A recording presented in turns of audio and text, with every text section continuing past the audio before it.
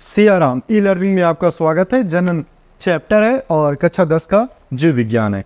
बहुत ध्यान से देखिएगा, पहला ही पॉइंट है हमारा जनन।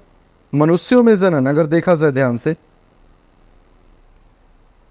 बहुत ध्यान से अगर देखें,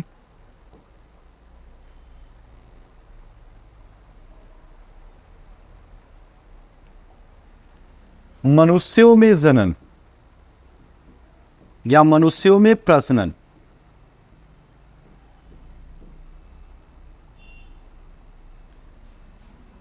मनुष्य कैसा प्राणी है, पहले तो ये डिस्कशन कर लेते हैं।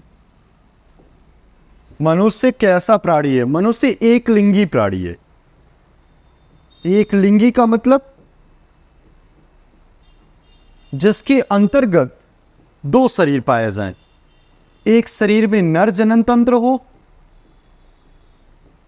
और एक शरीर में मादा जनन तंत्र हो। अगर इस प्रकार का कोई प्राणी है तो उसे क्या कहते हैं? एक लिंगी। और उसी के अंतर्गत मनुष्य आता है। एक को हम पुरुष कहते हैं और एक को स्त्री कहते हैं, या एक को नर कहते हैं, एक को मादा कहते हैं, एक को मेल कहते हैं, एक को फीमेल कहते हैं, एक को कुछ और, एक को कुछ और कहते हैं। जितना नाम उतने नाम तंत्र। मेरा कहने का सिर्फ ये फोकस है कि यहाँ पे नर जनन तंत्र पाया जाता है और यहाँ पे एक मादा जनन तंत्र होता है। तो नर जनन तंत्र में किसका निर्माण होगा? शुक्राणु का। नर जनन तंत्र में शुक्राणु का निर्माण होगा। और मादा जनन तंत्र में किसका निर्माण होगा? अंडाणु का।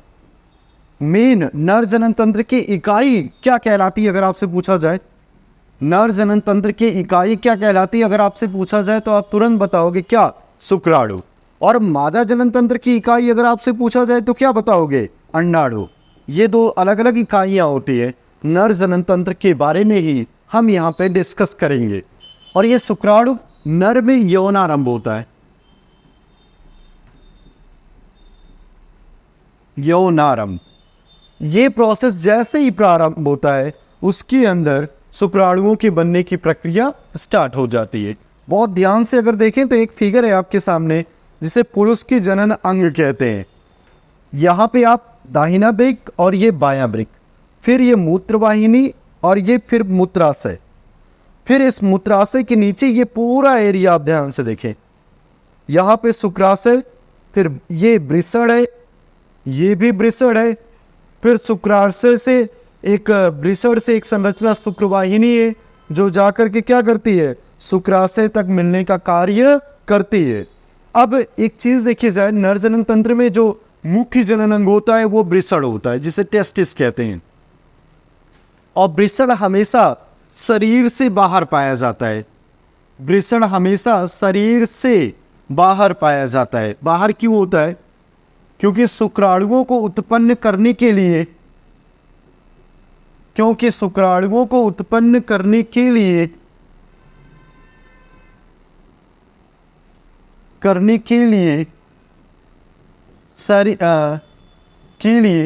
शरीर से तापमान 2 से 3 डिग्री सेल्सियस कम होना चाहिए। 2 से 3 डिग्री सेल्सियस कम होना चाहिए। इसलिए जो हमारे नर जनन तंत्र का मुख्य अंग है वृषण, ये हमारे दोनों टांगों के बीच में लटकी हुई संरचना के रूप में, थैली में बंद संरचना के रूप में पाया जाता है। उस थैली को वृषण कोश कहते हैं। जिसमें वृषण आपका बंद होता है, उस थैली को अगर बहुत ध्यान से देखा जाए, तो उस थैली को हम क्या कहते हैं? वृषण कोश, जिसके अंतर्गत वृषण पाया जाता है। तो ये प्रक्रिया होती है। और क्यों शरीर से बाहर पाया जाता है? क्योंकि शुक्राणुओं को उत्पन्न करने के लिए इसका तापमान शरीर के तापमान से 2 से 3 डिग्री सेल्सियस कम होना चाहिए।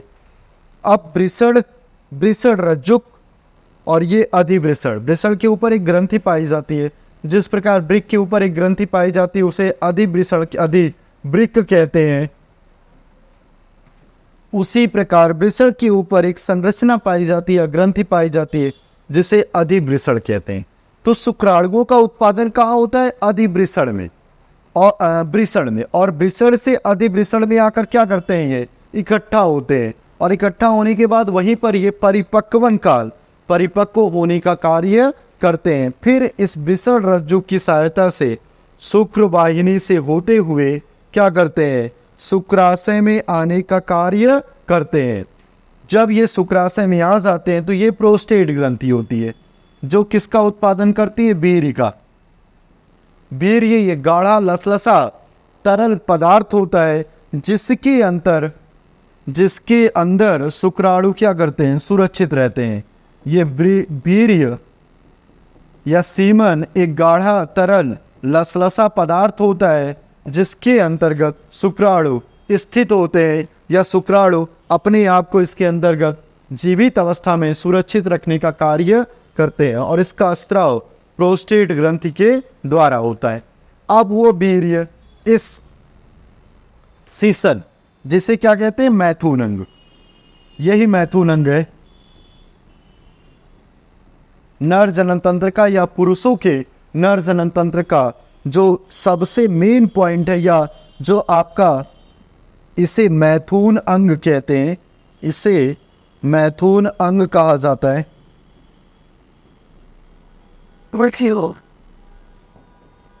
क्योंकि नर जनन तंत्र का यही एक पार्ट होता है जो मादा जनन तंत्र में पाए जाने वाले योनि की दीवार को भेद कर उनके गर्भाशय तक पहुंचने का कार्य करता है। इसलिए शिशन को क्या कहा जाता है, मैथुन अंग। और ये शिशन का जो सबसे ऊपर वाला भाग होता है इसे कहते हैं शिशनाग्र, इसे कहते हैं शिशनाग्र। और यहीं से वीर्य क्या करता है, निकलने का कार्य करता है, यहीं से वीर्य निकलने का कार्य करता है, इसलिए इसे शिशनाग्र कहते हैं। शिशन का सबसे ऊपर का भाग जहाँ से वीर्य आपका निकलता है और स्त्री की योनि में से होता हुआ उसके गर्भाशय से होते हुए अंडवाहिनी तक जाने का कार्य करता है। तो ये पूरा प्रोसेस आपके नर के जनन तंत्र में पाया जाता है। फिगर बना लीजिएगा।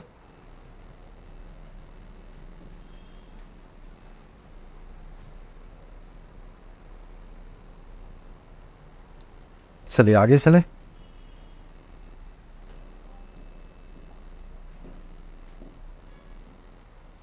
चलिए अगला टॉपिक है हमारा पुरुषों में यौनारंभ। पुरुषों में यौनारंभ, जब नर जनन अंग अपना कार्य करना प्रारंभ करते हैं तो इस अवस्था को यौनारंभ कहते हैं। जो अभी आपने शिशन पढ़ा, वृषण पढ़ा, शुक्राशय पढ़ा, शुक्रवाहिनी पढ़ा, ये सारे के सारे नर जनन तंत्र के भाग होते हैं। या यूँ कहा जाए आपके शिशन से वीर्य का स्त्राव होना प्रारंभ हो जाए।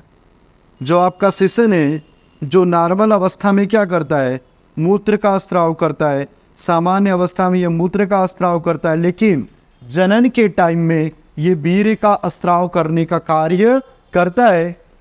तो शिशन अगर वीर्य का स्त्राव कर रहा है या करना प्रारंभ कर दिया तो उसी प्रक्रिया को या उसी प्रोसेस को हम यौनारंभ कहते हैं।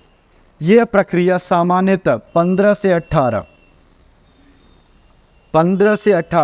इस 15 से 18 को और क्या कहते हैं, किशोरावस्था। इस अवस्था को किशोरावस्था भी कहा जाता है। हमारे साइकियाट्रिक्स, हमारे मनोवैज्ञानिक इसे किशोरावस्था भी कहते हैं। यौनारंभ होते ही वृषण टेस्टोस्टेरॉन, वृषण टेस्टोस्टेरॉन